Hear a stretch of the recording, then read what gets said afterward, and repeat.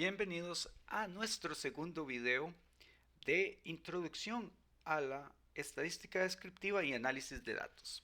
En este hablaremos de las medidas de posición, medidas de variabilidad y haremos una breve reseña con respecto a lo que es visualización de datos. Iniciamos con lo que es medidas de posición y hablaremos sobre qué son las medidas de posición. A grosso modo, nos hacemos la pregunta cuando vemos el concepto de medidas de posición, ¿qué nos indica? Las medidas de posición en realidad nos hablan de un conjunto de métricas que nos dan información acerca de los valores relacionados con qué? Con las mediciones céntricas de un conjunto de datos. Nos van a dar algún valor, alguna información adicional, algún valor agregado sobre las medidas de dónde se encuentra o de qué información podemos tener sobre el centro de los datos de una muestra proveniente de una población de la cual se realizó un estudio llevado a cabo mediante ¿qué? Un muestreo que sigue los preceptos de un análisis estadístico. Y tomando todo esto en consideración y siguiendo la idea de que estamos basándonos en todo un proceso científico y estadísticamente robusto, tenemos entonces una caja de herramientas que incluyen dentro de las medidas de posición más usadas la moda de la muestra. Y la moda de la muestra se refiere a qué? A uno de los conceptos que nos indica muy parecido a lo que vemos, por ejemplo, a nivel del contexto social, cuando hablamos de la moda, es lo que más se observa en la sociedad o la tendencia más frecuente. Podemos ver ese paralelismo en un conjunto de valores o en un conjunto de variables. En un conjunto de variables, la moda de la muestra es aquel valor que ocurre con mayor frecuencia. Sin embargo, es interesante que la moda tiene ciertas características propias. Por ejemplo, sabemos que la moda requiere un número relativamente grande de observaciones para poder llegar a determinar una moda significativa. Es decir, para poder llegar a tener una claridad de cuál es la moda, yo necesito tener una serie de observaciones que me permitan determinar la existencia de una moda. En segundo lugar, dado la característica anteriormente mencionada de que yo necesito tener un número significativo o un número relativamente grande de observaciones, un número suficiente de observaciones para determinar una moda, puede no existir una moda en el conjunto de observaciones. O puede llevarse a cabo la situación en que yo tenga más de una moda. Y finalmente, hay otra característica interesante de la moda. La moda puede ser aplicable a variables cualitativas o variables cuantitativas. Así pues, seguimos con nuestras medidas de posición y vemos que tenemos un caso también interesante. Es la media de la muestra. La media de la muestra, conocida también como la media, representa en realidad la media aritmética. La media aritmética es parte de la familia de las medias. Y estas, en realidad, que incluyen a la media armónica y la media geométrica, las cuales son utilizadas en ciencia de los datos para conjuntos de datos, por ejemplo, en series de tiempo o en series, por ejemplo, de datos asociados a transferencia de datos, por ejemplo, de servidores o de Internet en redes, eh, los cuales requieren otro tipo de análisis, eh, también son parte, como les digo, del grupo de las medias. Sin embargo, cuando nosotros en estadística hablamos de la media o nos referimos a la media, nos referimos a la media aritmética. Y esta media aritmética, o simplemente la media, se calcula sumando para un conjunto de x1, x2 hasta xn, sumando todos estos elementos y dividiéndolos entre la cantidad de n elementos. La media muestral, representada por x barra, lo que nos va a dar es exactamente esto. Y esta media muestral es sumamente útil. ¿Por qué? Porque es el fundamento para algunas pruebas estadísticas dentro de qué? De la prueba de hipótesis. Así pues, también tenemos otra media, la media ponderada, y esta media ponderada lo que incluye es que es la frecuencia. Esta frecuencia corresponde para cada valor de x, cada uno tiene una frecuencia. Y en el caso de n, son sus respectivos valores de frecuencia, la suma de sus respectivos valores de frecuencia.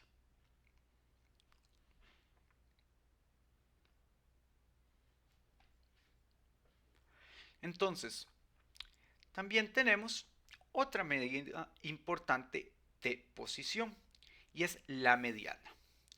La mediana de la muestra tiene una característica muy relevante. Esta es que lo que refleja es realmente la tendencia central de la muestra. Y esto es muy significativo. ¿Por qué? Porque al reflejar el verdadero centro de la muestra, no tiene una influencia por valores extremos, los denominados outliers. Esto contrasta con la media. La media sí se ve afectada como la media sí se ve afectada por la presencia de valores extremos. Y esto hace que en algunos casos en donde ustedes tienen que realizar un análisis y encuentran la presencia de valores faltantes, entonces a la hora de rellenar esos huecos que son valores faltantes con algún número, la mediana se perfila como una mejor opción que la media. ¿Por qué?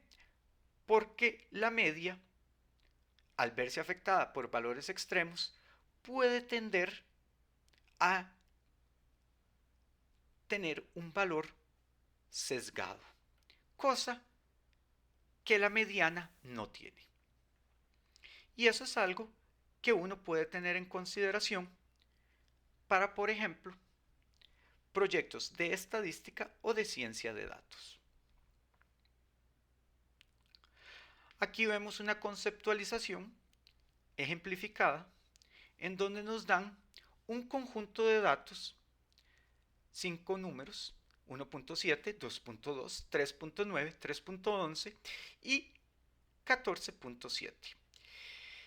Entonces nos solicitan la media y la mediana de esta muestra. Entonces tenemos el número de los datos, n es igual a 5 y sabemos que es impar. Vean que a la hora de identificar la moda, no podemos identificar la moda. Y esto partimos de la base de que podría ser una situación dada porque no tenemos una cantidad suficiente de datos en el conjunto para poder identificar una moda. Es un número de datos que no es lo suficientemente grande. 5 es muy poco. X barra, que representa la media, la suma de los valores dividido entre ¿qué? N, 5.122, y después identificamos la mediana. Entonces lo tenemos acá,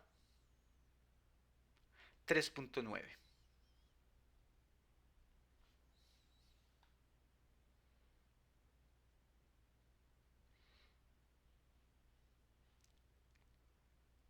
Tenemos ciertas características de la o propiedades de la media, intrínsecas ellas, y hacemos un recordatorio importante.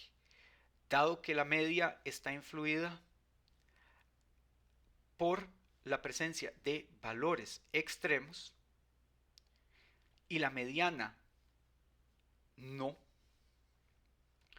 es importante hacer énfasis que la mediana es el verdadero centro del conjunto de datos. Y este verdadero centro del conjunto de datos lo hace útil, por ejemplo, a la hora de identificar o hacer una separación de dónde es que inician los datos o al ser un verdadero centro, dónde inician los datos, el orden superior y el orden inferior, o sea, los datos mayores que el centro y los datos menores que el centro.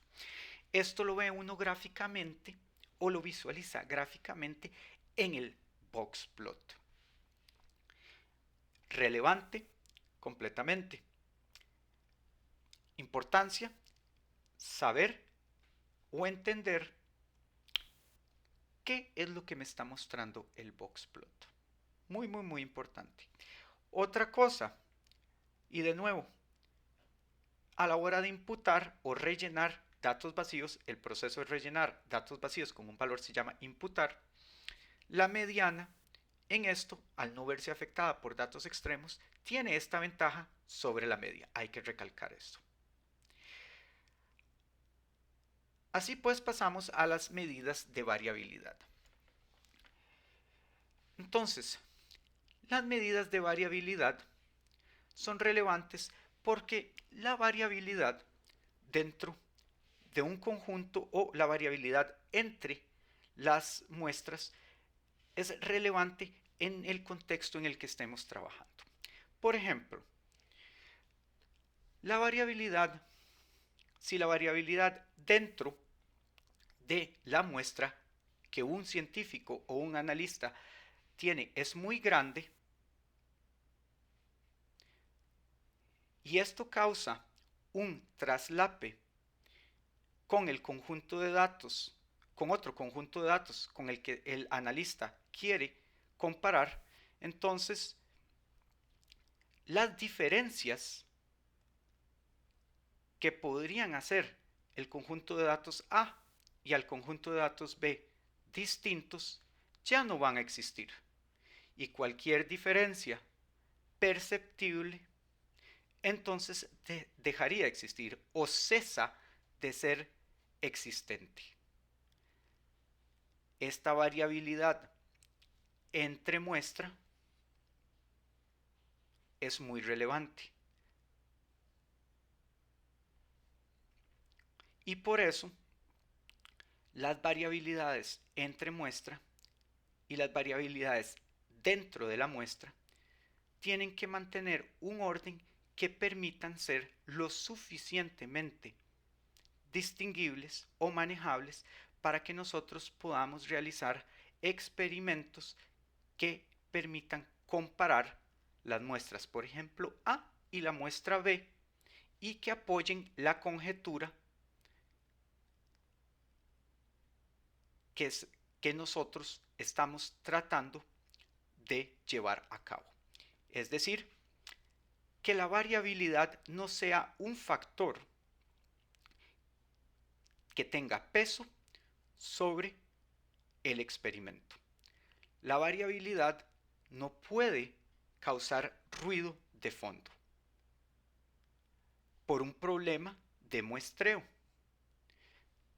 En otras palabras, si usted tiene que realizar su experimento cada 15 minutos en el servidor A y cada 15 minutos en el servidor B, y usted toma sus puntos de control a los 20 minutos porque le dio pereza en el servidor B, o porque se le olvida, o porque se quedó dormido, entonces usted va a generar un problema de ruido. Entonces, si usted esa variabilidad puede generar un traslape con las mediciones que usted está haciendo en el servidor B, y por lo tanto va a afectar los resultados cuando usted compare las mediciones de A con B. Eso es un problema muy grande, porque si usted hubiera mantenido la consistencia entre las mediciones cada 15 minutos de A y cada 15 minutos de B, eventualmente,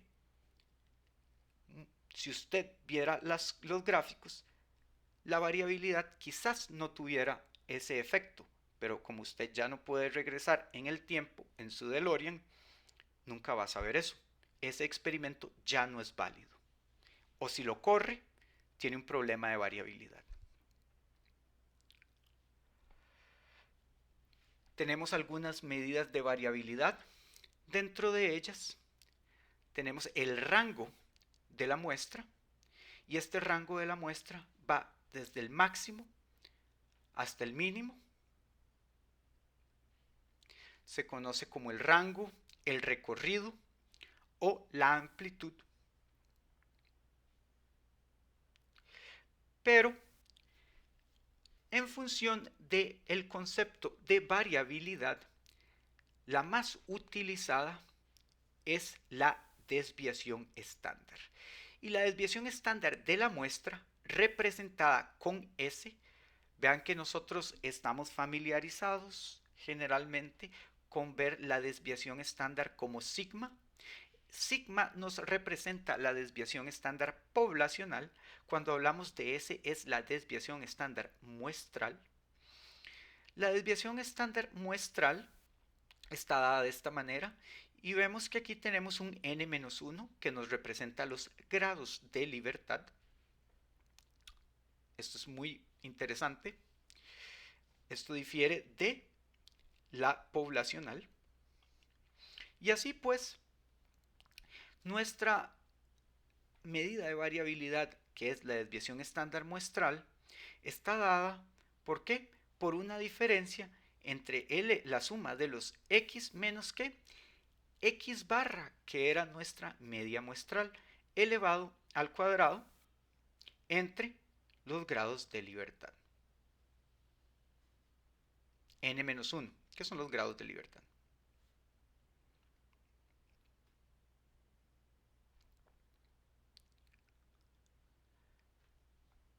Tenemos la varianza muestral, calculada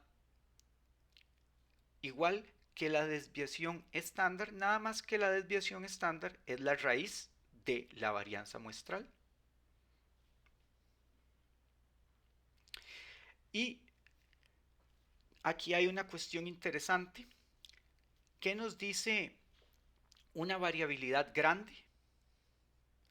Nos habla de una dispersión grande entre los datos, mientras más pequeña sea el tamaño de esta diferencia, significa que menor es la dispersión que hay entre la media y los datos.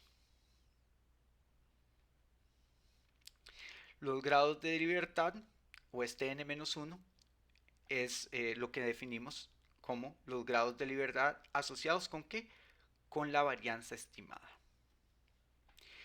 Y lo que hemos definido anteriormente lo hablamos como la información o las piezas de información que son independientes, disponibles ¿para qué? Para hacer el cálculo de la variabilidad. Es decir, los podemos ver como palancas que utilizamos para realizar un ajuste de nuestro modelo a los datos.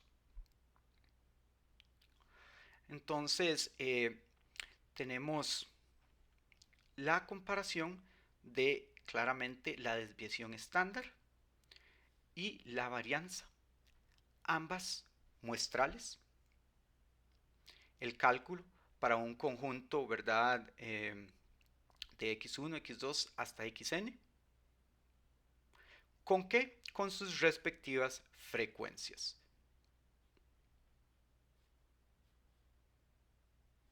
Y el cálculo del n, siendo n las frecuencias menos 1.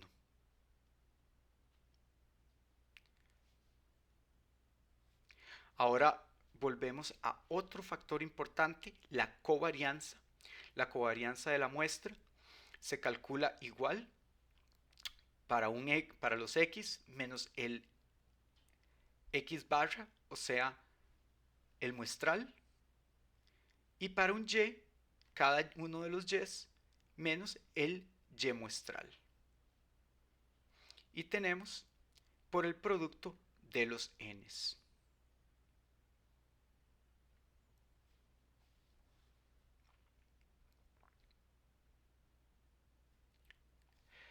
Esto es, aquí tenemos un ejemplo. Entonces nosotros tenemos un promedio de la muestra, tenemos el x barra, nos dan que el x barra es 8. Y ahora hay que calcular evidentemente la varianza muestral. Entonces tenemos que la varianza muestral es 36.67 si lo redondeamos a dos cifras significativas y le sacamos la raíz cuadrada de eso, que la raíz cuadrada de 36.67 es la desviación estándar y nos da que es 6.05 0.55 o 6.06. Muy interesante tomar en cuenta que esto de elevar al cuadrado tiene un fundamento elemental, y esto es dado que si no realizáramos esto y hay una prueba matemática, eh, esta operación, así como viene, eventualmente llevaría a cero. Entonces, para eliminar y mantener un valor positivo, eliminar el hecho de que esto quede en cero y mantener un valor positivo, realizamos el cálculo de elevar al cuadrado. Entonces, con esto llegamos al fin de nuestra parte de discretas, perdón, nuestra parte de eh, medidas de variabilidad, y vamos a lo que es la parte de visualización de datos. Entonces, con la parte de visualización de datos, primero tenemos que entrar o hacer un refresque de datos discretos y continuos. Sabemos que hemos realizado o recolectado datos discretos y datos continuos. Los datos discretos tienen ciertas características intrínsecas, mientras que los datos continuos tienen otras características. Los datos continuos, por ejemplo, vienen de experimentos asociados a mediciones de distancias, tiempos, intervalos, mientras que nuestros datos discretos tienen otros tipos de observaciones, son productos sabemos que son un número finito o infinito, pero son contables. Eso es lo que generalmente sabemos que son los famosos conjuntos contables. Lo que pasa con esto es que generalmente son variables que necesitamos o manejar de una manera más distinta. La variable discreta, a diferencia de la continua, no podemos representarla o la manera en la que la vamos a representar eh, está dada por el espacio muestral en el que, viene definido. Mientras que la variable continua, en contraste, la representación gráfica o la representación analítica en la que vamos a hacer va a estar definida por el tipo de experimento en el que viene dado. Entonces,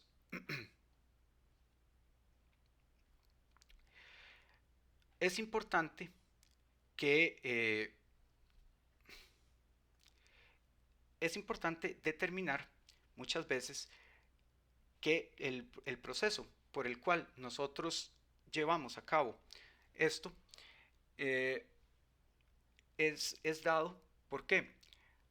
Por un proceso producto de un análisis. Los análisis son basados en un fundamento estadístico que tiene un fundamento científico. Es decir,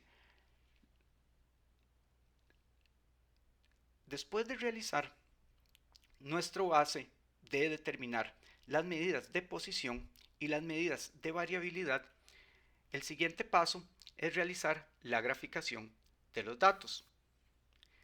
La graficación de los datos tiene un fundamento esencial y elemental.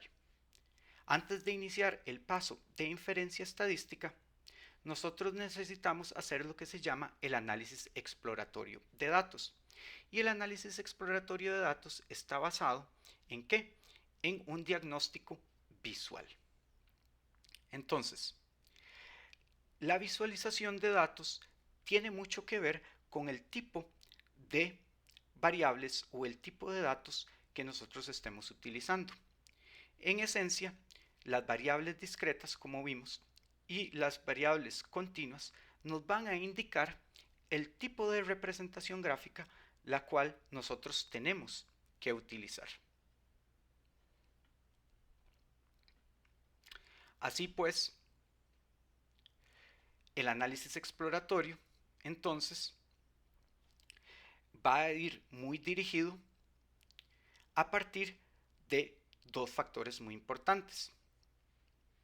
El primero tiene muchas veces que ver, como mencionamos, con el tipo de datos, y el segundo con la manera en que queremos o debemos representar este tipo de datos.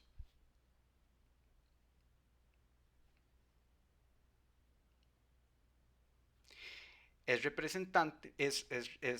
relevante recordar que el análisis de datos tiene que seguir dos preceptos importantes. Uno de los preceptos del análisis visual de datos, uno es representar o explicar de manera gráfica el mensaje que se quiere que los datos están tratando de dar, y en segundo lugar tiene que ser sencillo. Es decir, los gráficos deben ser capaces de mostrar a los usuarios o a las personas indicadas lo que el mensaje apropiado e indicado. En otras palabras, los conjuntos de datos continuos, por ejemplo, tienen maneras adecuadas de ser representados. Un histograma es una buena manera de representar un conjunto continuo. O un diagrama de densidad es otra manera de representar los datos continuos. Hay datos discretos o distribuciones discretas que también pueden ser representadas de cierta manera. Pero si usted tiene muchas categorías, más de 4 o más de 5, no es una muy buena idea, por ejemplo, utilizar un diagrama circular. Si usted tiene 36 categorías, no es una muy buena idea utilizar un diagrama circular o un pie chart, porque entonces el mensaje que usted está tratando de enviar se pierde, y entonces ni usted ni el usuario o la persona a la que le está tratando de transmitir la información va a recibir ese mensaje.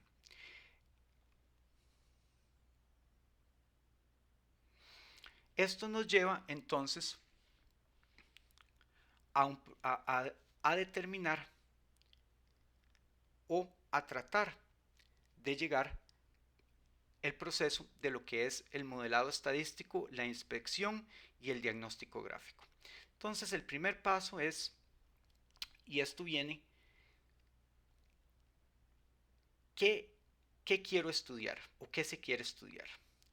Después el proceso de elaborar una encuesta o la recolección de datos, eh, seguido de la ejecución y la obtención de los datos y finalmente la organización de datos. En la parte de estadística descriptiva, que es el módulo en el que estamos, nosotros vamos a enfocarnos en la parte de la organización de datos. La estadística descriptiva organiza y presenta los datos. La presentación y la organización de datos, como hemos mencionado, es dependiente del tipo de datos. Yo no puedo presentar un histograma si yo no entiendo cómo debo presentar este histograma. ¿Qué debe contener un histograma? O un diagrama de dispersión, el denominado scatter plot, cuando debería utilizar un histograma. Y así sucesivamente. Para poder realizar una graficación adecuada de datos y definir qué tipo de datos, nosotros partimos de la base de un precepto. ¿Cuál? Una tabla de referencia o las famosas tablas de frecuencia. En muchos casos, cuando ustedes tienen las tablas de referencia o las tablas de frecuencia con los valores, ustedes cuentan con frecuencias absolutas, frecuencias relativas y así sucesivamente.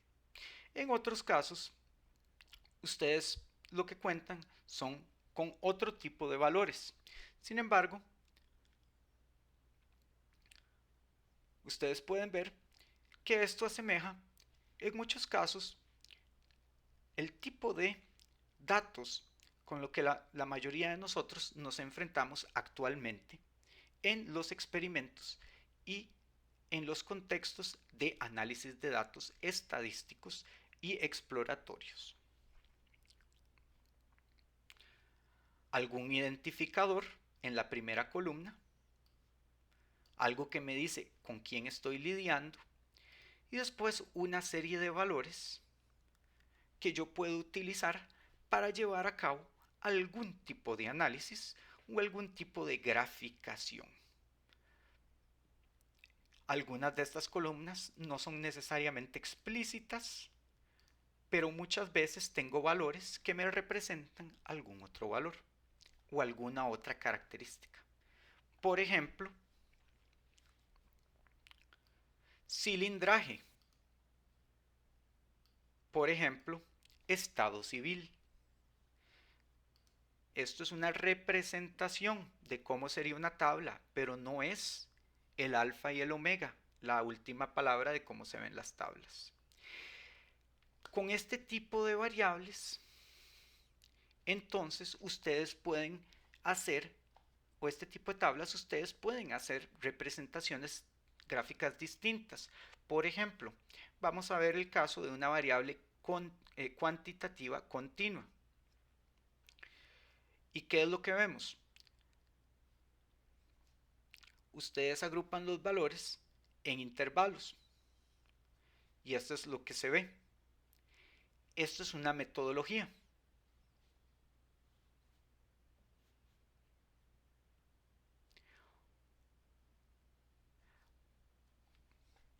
Otra manera de trabajar con variables cuantitativas continuas es un proceso de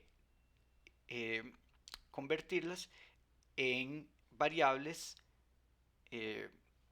nominales. Y entonces ustedes, en vez de convertirlas en intervalos, las pueden convertir en grupos. Y entonces dicen que un intervalo de 145 a 155 es una categoría o categóricas, se llama 1.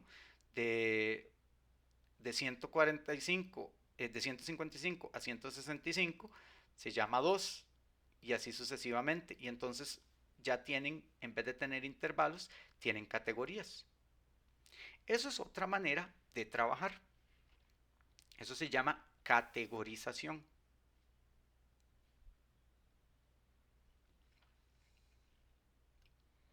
La categorización, en vez de, por ejemplo, representarlo en histogramas, les permite hacerlo ustedes en otro tipo de representaciones gráficas.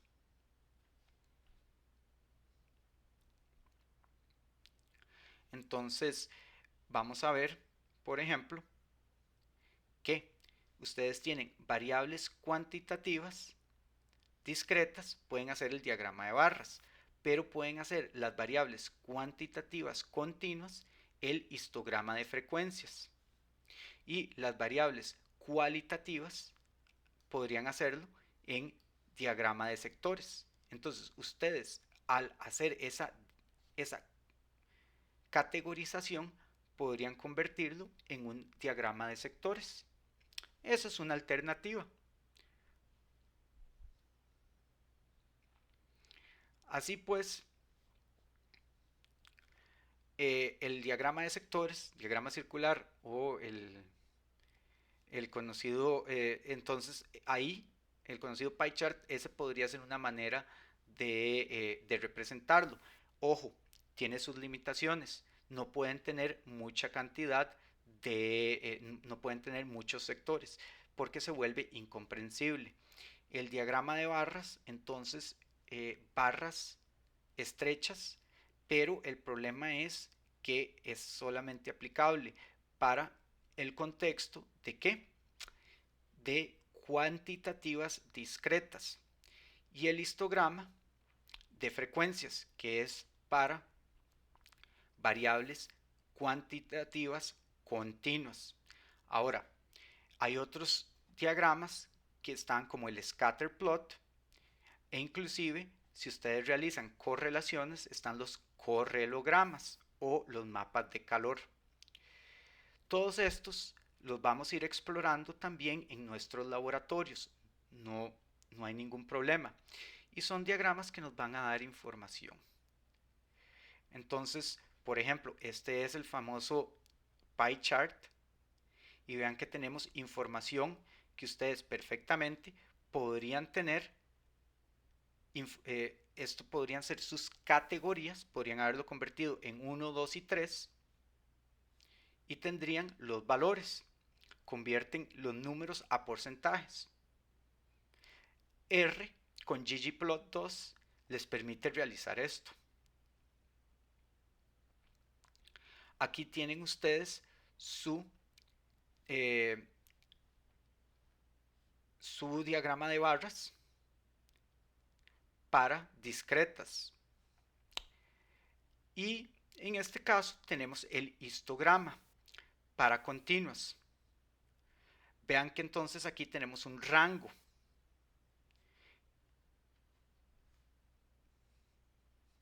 Cada uno tiene utilidad. Hace falta por ver, por ejemplo, el scatter plot y los correlogramas. Con esto estamos viendo una pincelada de lo importante y relevante que es la estadística descriptiva. Espero que esto les haya abierto un poco el panorama y la perspectiva a este punto y a este interesante campo, pero más lo vamos a ver en los laboratorios que vamos a estar trabajando, y espero que con esto, aunque este haya sido un video más largo que de costumbre, les sea de utilidad, y esto lo vamos a estar viendo en clase. Que estén bien y que tengan un buen día. Muchas gracias.